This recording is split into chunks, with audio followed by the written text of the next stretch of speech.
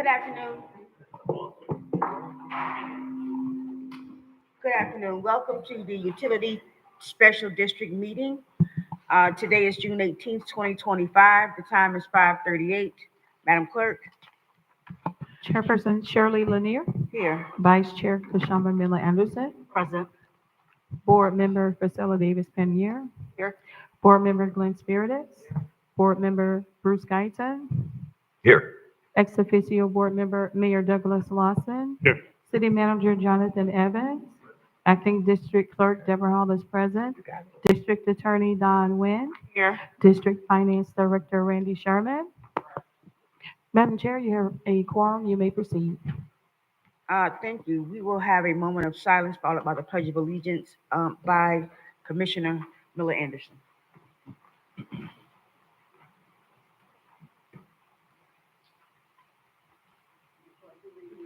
The flag of the United States of America and to the republic for which it stands, one nation, under God, indivisible, with liberty and justice for all. Do we have any additions, deletions, or substitutions for this agenda this evening? Staff or colleagues? None from staff, Madam Chair. Hearing none, a motion to approve the agenda. So moved. Second. Madam. Councilperson Davis Panier, Yes. Board Member Davis Panier, Yes. Board Member Guyton, Yes. Vice Chair Miller Anderson, Yes. Board Member Spiritus, Yes. Chairperson Lanier, Yes. unanimous vote. We will be at number 4 with awards and presentations. Can we start with number 4A? Madam Clerk? Item 4A, presentation of the new Utility Special District Executive Director, Mr. Joshua Neiman. Madam Chair and members of the board, at this time, I would ask that the Utility District Executive Director, Mr. Neiman, come forward to introduce himself to the community and to the Utility District Board of Directors. Mr. Neiman went through a pretty extensive process here with the Utility Special District for the appointment of the Executive Director. There was a recruitment firm that did a nationwide search. Mr. Neiman went through a process where he interviewed with multiple subject matter experts, as well as had an opportunity to interact with staff, participated in a pretty extensive process, taking a tour of the plant, and the proverbial cream rose to the top. So we are excited that he's part of the Utility District team. He comes from Deerfield Beach, where he was the Assistant Director of their Environmental Services Department, and has worked his way through the ranks in the water business. And so we're excited and looking forward to what he brings to the table. The only criticism that I would have is that he is a graduate of University of South Florida, which is the arch rivals of my institution, University of Central Florida. But besides that, he's a great addition to the team, and so I'll give him an opportunity to address the board. City Manager, Mr. Evans, thank you. I should have told you guys before I started, I hate public speaking. But in all seriousness, Mayor, Councilman, Councilwoman, Josh Neiman, I'm excited to be here. I have about 18 years of experience in the water industry. As Mr. Evans alluded to, I started from the bottom up. I first started with the city of Palm Beach Gardens at Seacoast Utility Authority as a water plant trainee. And throughout that time, I've been able to go back to school, earn my degree, and then eventually become the Assistant Director of the Environmental Services Department for the city of Deerfield Beach. I've been with Riviera Beach since Monday morning, and I tell you what, we do have our work cut out for us, but things are already looking up. From my standpoint, it's promising. I know we have a lot of work. I know there's some things to be done, but outside of that, I can make you one promise that I will give you everything that I have and make sure that myself, my staff, and the department provide you with the recommendations and the information that you need to make informed decisions. Thank you. Any questions from the board? Madam Chair, Yes, go ahead. just wanted to say welcome. Thank you so much for choosing Riviera Beach, and I look forward to working with you. Thank you. Madam Chair, Yes, go ahead. same. Welcome to the city. As we spoke earlier, I'm just excited to have you here, and we will look past you being from USF because I'm also a graduate of the University of Central Florida. But ultimately, we're excited. We're honored to have you, and we look forward to making sure that this water department continues to elevate. So thank you. Likewise. Thank you, Madam Chair. Thank you. Thank you, sir. Thank you. Next item?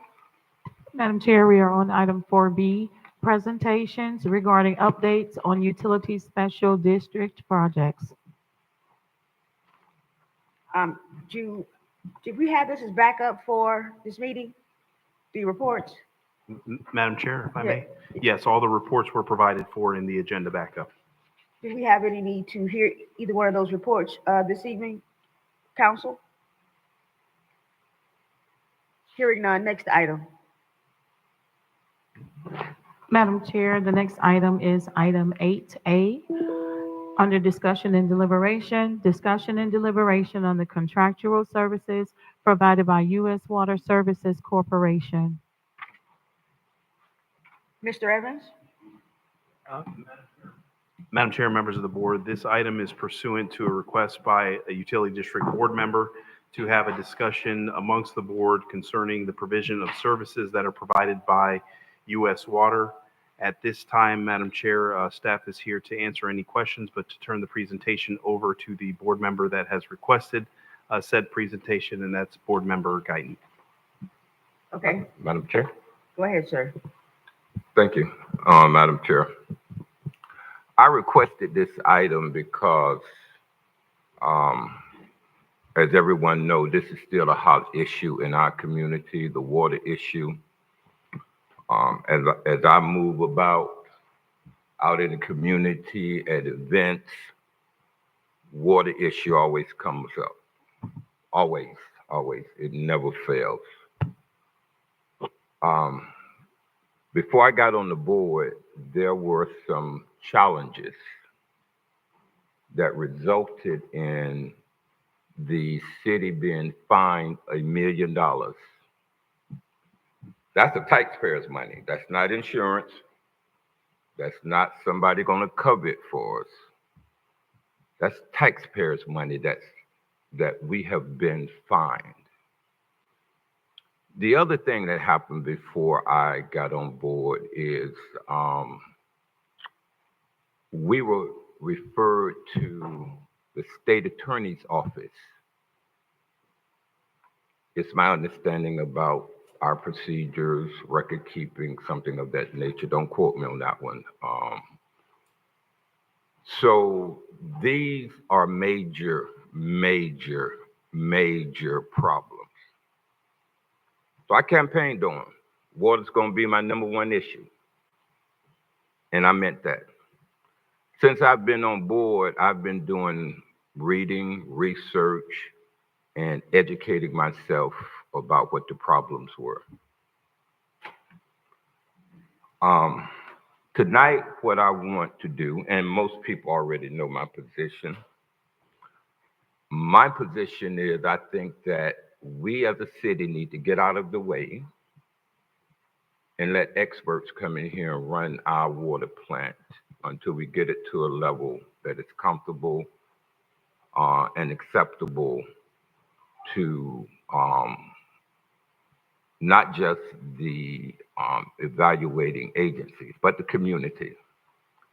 The community does not have confidence in us running this water plant.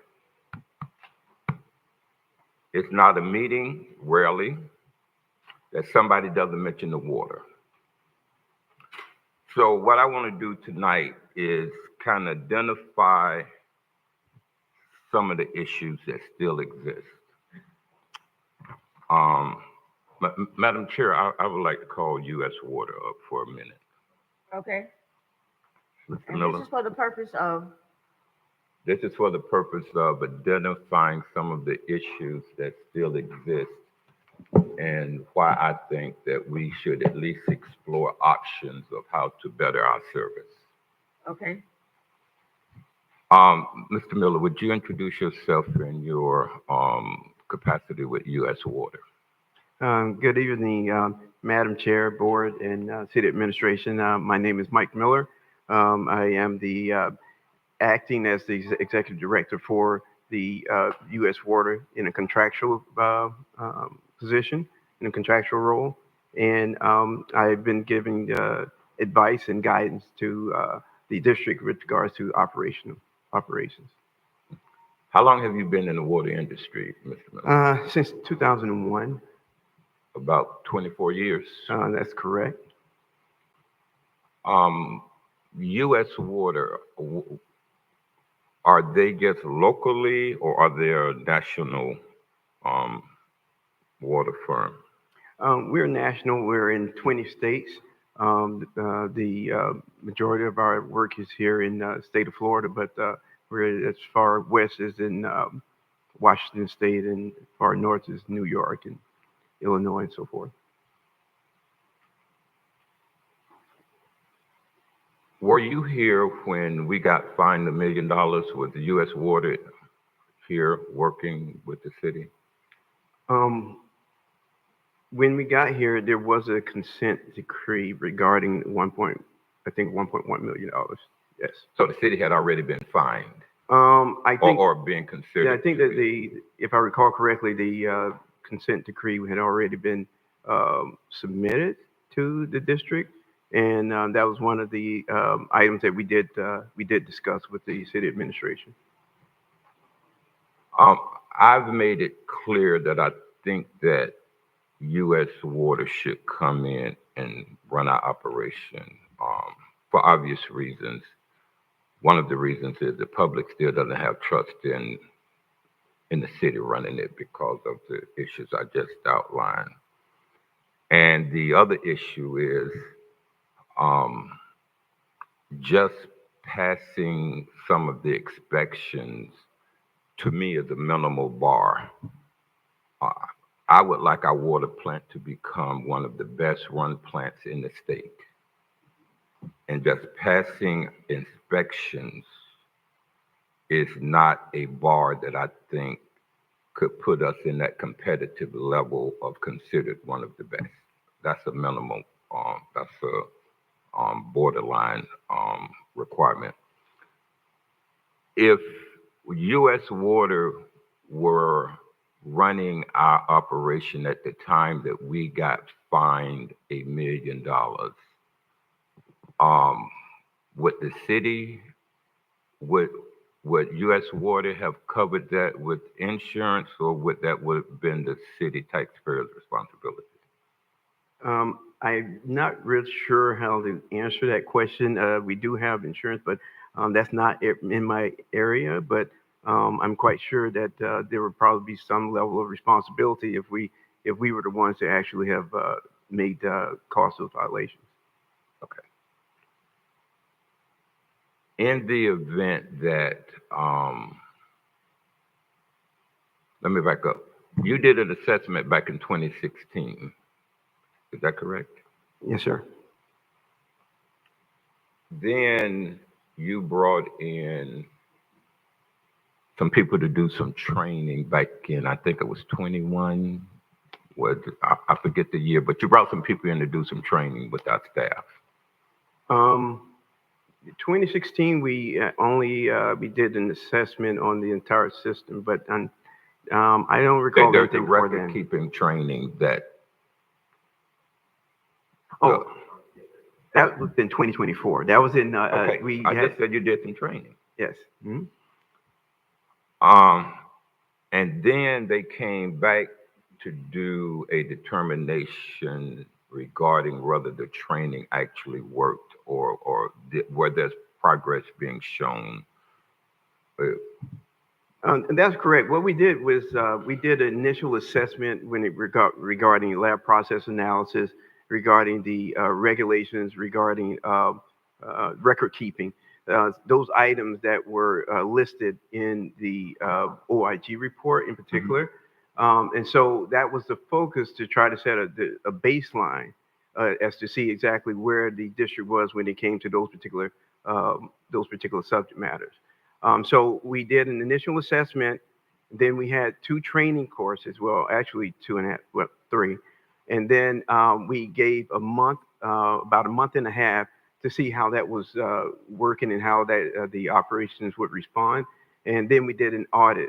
We brought the same instructor back to do an audit to see exactly how we looked in those particular areas. And that was that's basically what was our approach. And how did we look after you all came back in regards to progress since the training? Well, so there was some individual progress. Hold on a but- second. Hold on a second, Mr. Forgot your name, Mr. Mr. Miller, Mike Miller. Yes, Mr. Miller. Commissioner Guyton, I'm trying to figure out where you're going with this. I'm finna wrap it up. We need to know what your ask is tonight. My ask is that we consider a proposal from U.S. Water to run our operation like they've done in West Palm Beach. That is very close to privatization for me. It's a little close, but you can yeah, ask. you voted up or down. Yes, exactly. So you want to that's go ahead all and I'm make a saying. motion for that? Hmm? Want to go ahead and make a motion for that? Well, Madam Chair, Wait, Yes, go ahead. can I get clarity on, what that would mean for our current staff and our current operations? Well, it's my intent that no one is terminated, if that's what you're asking. It's my intent that we bring in the experts that have the expertise in order to run it. And let me say this. We're going down the same road that got us fined $1 million. We went out and hired an executive director. The people who hired that executive director had no water. You can sit down, Mr. Miller. The people that hired the executive director had no water on utility background. We did that again. When things went south, the people that hired the executive director pointed fingers at the person that they hired. So I'm saying that we need to bring in the experts, because the path that we're going on is the same path that got us fined $1 million. And if somebody else was running this operation and they had us on their insurance, and if something went south, it wouldn't be the taxpayer's responsibility. I'm trying to reduce the exposure to our residents. People have their own reasons for their position, but I'm gonna keep it real with the residents. We still have problems. We have record-keeping problems. We just had the incident a few weeks ago. I've been following these issues that was fairly serious. It was never exposed, but I pick the phone up and I check in, I find out what's going on. And we still have problems. So all I'm saying is that we shouldn't be going down the same road that got us fined $1 million and referred to the state attorney. Both can do what they want to do. But one thing they can't say is, I didn't know. That's what I'm making sure of, because we know we still got problems. Madam Chair? Yes, go ahead. Okay, so this is like Groundhog Day for me. We clearly discussed this before. I've been obviously campaigning and bringing to the attention the water issue for over 6 years now. When I came on board, we had an executive director, a deputy director, a compliance officer who clearly had some issues in doing their job. Those positions became open very quickly and became vacant. I made the recommendation to the city council, to the utility district board, and to the city manager that we bring in an outside engineering firm to assist us in the interim to bring our lime softening plant up to speed and to help us train our employees and get the plant meeting or exceeding all state and federal requirements. The city manager brought in U.S. Water They've been working with us for about a year now, maybe a little more than a year. They're doing an excellent job. We now meet or exceed all state and federal requirements. And by the way, those minimum requirements are very difficult to meet. Those are not low-level, easy requirements to meet. I should say that there were fines given while I was here on the board. Those fines were for incidences that happened prior to my getting on the board. I believe that those issues are now pretty much cleared up. We are now hiring. The staff is doing an excellent job. The city manager has brought in, and I welcome our new executive director. This is what we've been waiting for. He will be bringing, I'm sure, a new deputy director along with him. And I think that we'll have new compliance officers as well. The OIG did do an exhaustive investigation of the water district and made some recommendations and brought out, of course, the fact that our reports were being changed by staff. Those staff members are no longer here. The OIG did refer it to the state attorney for criminal action. But that is in the past. We are now well into the future. We are now 90% complete with our plans for the new water plant. This is going to be a state-of-the-art water plant. We now have close to 8 wells either under construction or being replaced. We will be either going with a bidding process or going with Haskell design build to get this plant going. All estimates are that this plant will be complete sometime in probably 2028. It usually takes about a year to commission a plant. So this plant will be up and operating in 2029. This will be a state-of-the-art. It will meet all the PFAS requirements that all other communities are now scrambling to try and meet. So we will be state-of-the-art, and we will be meeting all requirements, and our water quality will be way above excellent. It'd be very hard for anyone to come close to meeting what our water quality will be. We're well into this at this point. I know that we're probably going to bring U.S. Water on for more. I'm looking forward to the work of our new executive director and the other city staff people. I think we have things well under control now. You have to remember that, of course, our existing plant, no matter who you put there, you could put the best water experts in the world at that water plant. It would not have made a difference because it needed so much upgrades, so many upgrades and improvements. And thanks to U.S. Water and our staff, we've made many, many, many improvements. And that plant now does meet or exceed all state and federal requirements. As far as hiring our executive director, we did not make the same mistakes we made before. The city manager, Mr. Evans, used experts in the water industry to assist him in evaluating the people that applied for this job and bringing on the top experts. And I think that we have an excellent person. I was able to speak to him during the interview process. I read his resume. We had very, very well qualified people applying for that job. And I'm glad that we made the choice that we did. They were all qualified, but I think we did make the right choice on this. So we're not following the same route that we followed in the past. This is a new day in Riviera Beach, and it's a new day for Riviera Beach's utility district. And I'm proud to be part of this. This was a major, major turning point for the city, because obviously without clean water, you don't have a city. So now I think that we can boast that we've made tremendous strides, and we will be one of the top water suppliers in the industry and in the county. And this is not the same. So I think that we should give the city manager, the staff, and our new executive director and his new staff, which will be coming on board real soon, an opportunity to do the job. We appreciate U.S. Water. I have worked with U.S. Water in the past, and I do know people. I have to disclose, I do know people, by the way. I didn't know that until last week. But I do have a friend who is a major shareholder and an officer of U.S. Water. I worked with him in New York. He was working for a different water company at the time, but now he's working with U.S. Water. I do have experience in this industry. I've been a former city manager and public works commissioner, so I've operated and Thank been in you charge of water and sewer plants. so much So I just want to make for it your clear that the comments. city is in a different direction, and I think that we should give the city, U.S. Water, the city staff, and the city manager an opportunity to continue on the road that we're on, because we're on the right road right now. Thank you so much for your comments.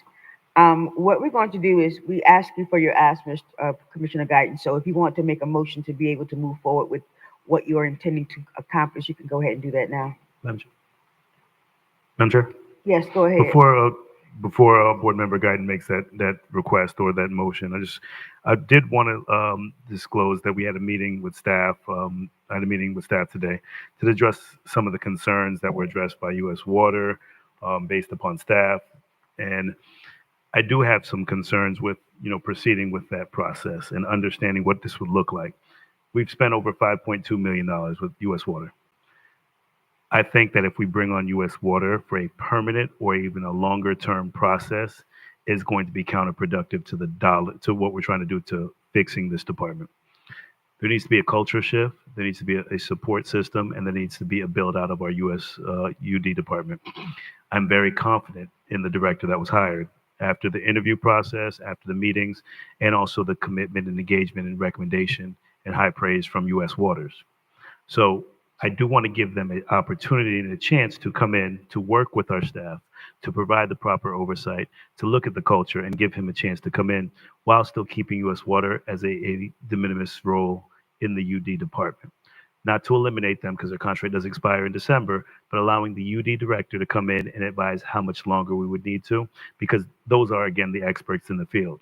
So I don't want to immediately just put a time frame or a lengthy process. And my board member Guyton does make a recommendation for having them come in, but also vetting out what that looks like, price point, impact, cost. Because at 5.2 million, that $1 million fine, we would have paid 4 times that amount. So even if they were in place and we still got fined, it still would have cost the taxpayers so much more money. But we would have had the liability, the coverage, and the protection. I completely get what Board Member Guyton saying. My only concern is that I want to pour into our staff, build the proper longevity for our department, and stabilize what we have, because U.S. Water coming in would be a short-term fix where we still have to fix the issues within the department, which a majority of it was based upon reporting. And thank you so much for your comments, Mayor. Well, Madam Chair, if I could finish. Yes. So the reporting. Yes, could you Yes, kind of ma'am. wrap it up? I'm going to wrap Thank it you up. so- Absolutely. Yes, Thank you, Madam Chair. The biggest issue was the reporting, and the concern with the reporting came from the higher level. It wasn't some of our staff. It was more of the director. So with the director and with the assistant director, I think that we will have that resolved and fixed with constant updates, with monthly reporting and details, and we'll make sure that we kind of get that leverage. Thank you, Madam Chair. Thank you, sir. Mr. Guyton, you want to make your motion? I'll make a motion. And let me just say, I'm not going to give the people a false sense of security. We have problems, but I move that we explore bringing on U.S. Water to run our operations until we get it to a level that we feel is comfortable for the city to take back over. We have a motion on the floor. Do we have a second? Motion dies for lack of a second. Next item, Madam Clerk. Madam Clerk, I'm sorry, Madam Chair, did you want to go ahead and do public comments at this Yes, time? yes, ma'am. Madam Chair, we have received 4 public comment cards. Public comment shall begin at 5:45 p.m. unless there is no further business of the City Council, which in the event it shall begin sooner. In addition, if any item is being considered at 5:45 p.m., then comments from the public shall begin immediately after the item has been concluded. Please be reminded, the City Council has adopted rules of decorum, which are right here in the front, which has been posted at the front desk. In an effort to preserve order, if any of the rules are not adhered to, the City Council chairperson may have any disruptive speaker or attendee removed from the podium, from the meeting, and or the building if necessary. Please govern yourselves accordingly. The first speaker will be Joseph Bedford Sr., followed by Emilio Brown, Irvin Senias, and the last speaker will be Lataj Princeton. Greetings, City Council and all members here tonight. My name is Joseph Bedford Sr. I come tonight to speak on the Family Expo that was held in end of May. Just to recognize those that put on that event and those that were able to attend that event. It being the second annual event was for me, being a volunteer was a great event, even though the rain did put a little damper on it. But we did get to see our Chargers, Rivera Beach Chargers band do a great performance. But also, I want to give recognition to those that put the event on, which was L. Herbert Candles Company and KOP Mentoring and City of Rivera Beach Police. I want to give a special shout out to our City of Rivera Beach Police Officer Kajus, which was a lead officer on that event. For me, he's a special officer. A lot of officers do what they need to do a job, but a lot don't have a heart for the community like Kajus has. I volunteered with him before on different things with KPI, with the painting of the houses, and he's also volunteered with Young Men of Distinction. And I'm just hoping that our city manager, chief of police recognize our special type of officers that do things out of the commitment of their heart and not just because it's their job to do it. So I just want to give a special shout out to him. And also our director of park and Rex and Parks, Casey Young, and his staff members that were on site. Because once they got on site, these gentlemen did an awesome job coming from a volunteer's point of view. And I just want to recognize Rodney Sanders and Marcus Coleman for being very attentive to all the needs that those that put on this event. When they came on site, they gave their heart and soul, and they gave their experience of what needed to be done to prep that park and to continue to be a support to the organization. And my second, real quick before my time runs out, is Palm Beach County Commissioners have set today a countywide transportation master plan, which I'm hoping we as City of River Beach has representation within that plan. Thank you. Thank you for your comments. The next speaker is Emilio Brown, followed by Irwin Sneas and Lataj Brinson.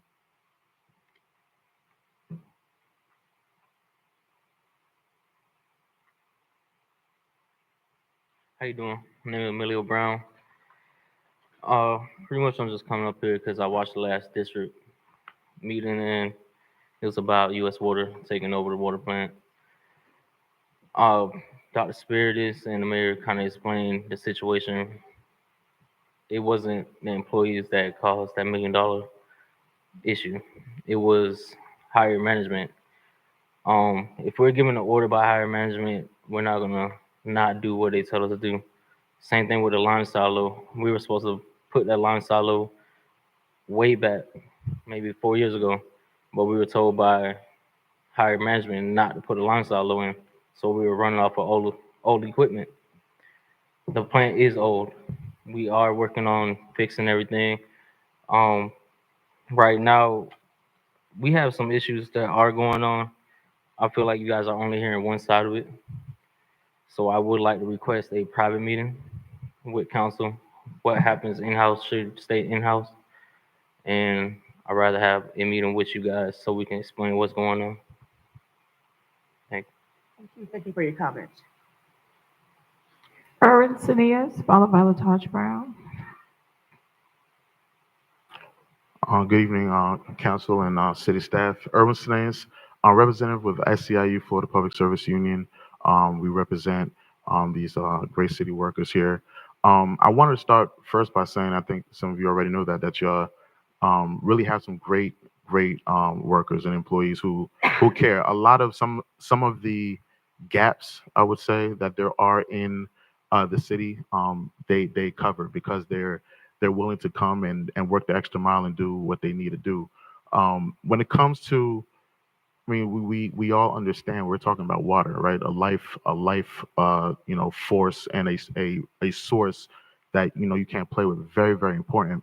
But to put the terms of incompetent or anything on these employees who bust their butt every day, and not on the directors and the failed, leadership that has been over that plant for a while, let alone the plant itself and the condition it's been in. I think it's irresponsible. Some of these same folks who are sitting here and others have gotten us to this point and to where we're at. And now that we're about to have a brand new facility, all of a sudden they're incompetent and they can't do their jobs. There is not a single license that U.S. Water has that these folks don't have. And I think that when we're talking, we got to do a little bit more research and a little more digging before making that decision. Really have some conversations. I know the mayor has made some attempts at that. City manager was in the room, as well as hearing from them and hearing their concerns about what has happened, what has led us to this point, what was some of the conditions they had to deal with, what were some of the things like Emilio, one of your employers, was just saying that has been brought up but ignored. It's a lot deeper than just throwing it that you have some folks that are incompetent and things like that. Also, while we have U.S. Water here, do they understand their role as far as being here to support, to train? Because they come off, or it's been shown or seen that they're coming off to be in this very position. We're talking about a city that's leading and trying to head in the right direction. Water is super, super important. No one is playing any games about that. But I think that to make a decision on, hey, we're bringing in these so-called experts who we still have employees right now who are correcting them right now on things that don't look right and should be done. I think there needs to be a transparent meeting with everyone in the same room to really talk through these things before anyone makes a rash decision on what needs to be replaced or not replaced. We're disrespecting the workers who have been here and have been doing what they need to do this whole time. But if you have failed leadership and you have the wrong type of folks in charge, that does play a role. And also to disrespect to the union to even just come out here and say, hey, well, let's replace these folks with U.S. Water or do this. Like, there should be a conversation before that happens. And I think look, as a representative, I just want to be here, work with the city, but you, let's sir. show these folks a lot more Thank, respect than we're thank doing you now. so much, sir. All For right, your thank you. comments. Thank you. The last speaker is Lataj Brinson. Good afternoon, good evening. My name is Lataj Brinson. I'm a water plant operator. Been there since March 2019. And I 100% agree with Mr. Irwin and Emilio, because the way this whole thing started, it didn't start with, from inside the plant. It was a compliance thing. Stuff wasn't reported like it was supposed to. That was outside of the plant at the wells. As far as inside of the plant, I feel like, honestly, that the operators should get a little more praise, because the equipment that we're working with, like, everybody knows the plant is like at least 60 years old, but we don't get no credit for the work that we do in there, because, I mean, it's stuff to where it might supposed to be automated, but we got to do it by hand, because, stuff just goes out. Such as last night, we just had an issue with something went out. And this been the problem since I've been here. And a new water plant would be a bonus, but as I always said, we got to keep the current water plant up until we get a new water plant. But the issue is having things fixed and replaced, and that's what we need as operators. Us operators can handle the job. We can get the stuff that needs to be taken care of done, but we need the equipment and whatnot fixed. For us to be able to do our job at maximum capability. So as far as, with U.S. Water, U.S. Water comes in and they do help, with fixing stuff and whatnot. That's what we need from them. As far as operating the plant, we can do that. And that's what we have licenses for. I'm a B license right now, looking to get my A license, and my goal is to try to be, the water plant manager or superintendent, whatever it may be. I plan on this place being my last job that I ever work at. I'm 48 years old and I don't have no intentions on going nowhere else. But it's just the way stuff has been going at the plant. You know, it don't make sense. You know, we don't have good communication and whatnot. You know, it's stuff that some of the guys from U.S. Water do. You know, they'll change the stuff around, and we don't even have a clue of what they done did. You know, this like the issue last night. We couldn't figure out exactly what what the guy changed around because it's no communication like it should be. So, you know, I just, you know, as far as having somebody come in and take over the plant, I think that, you know, you guys should maybe come over there or talk to some of the operators or just come, you know, just survey the area to see what's going on because we have some operators there that really know what they're doing, you know, and I'm not trying to brag, but I really do feel like I know what I'm doing as well. You know, I dedicate myself to this place. And like I said, I'm not planning on going anywhere. This is going to be my last job, you know, God forbid. So, you know, but thank you for that. Man. Sorry for your comments. Madam Chair, speaker. I'm sorry? That was the last public speaker. Thank you. Thank you, utility district employees for coming out, making your sentiments known. Mr. Evans, could you and the executive director get with the staff of the council members to set up one-on-one meetings with the water plant?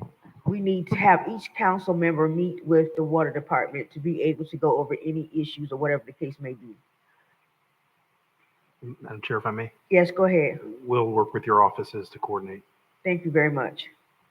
Madam Chair, Yes, go ahead. thank you for that recommendation. And I just want to say thank you to you all that are putting in the work and the time. And we hear you, and I think it's important that we hear you. And thank you for the representation that you presented tonight.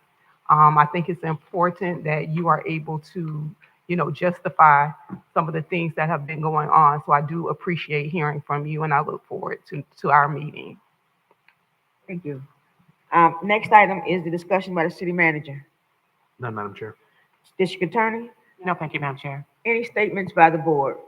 Madam Chair, Yes, go ahead. thank you. Twofold. Board Member Guyton brought up a concern and an issue that there's issues in the UD department. There's definitely some issues over there.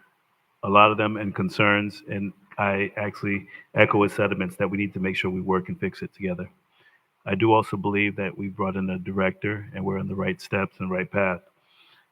But the process right now is we need to just focus on making sure that we provide the oversight, the support, and the training, give the director as much support over there as possible, and stay on top of them. We cannot have another episode that we've experienced, and that's the concerns that my colleague has stated.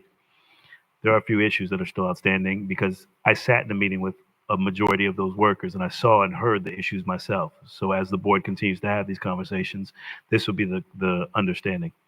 And that's the same meeting that we brought up the issue of the finance.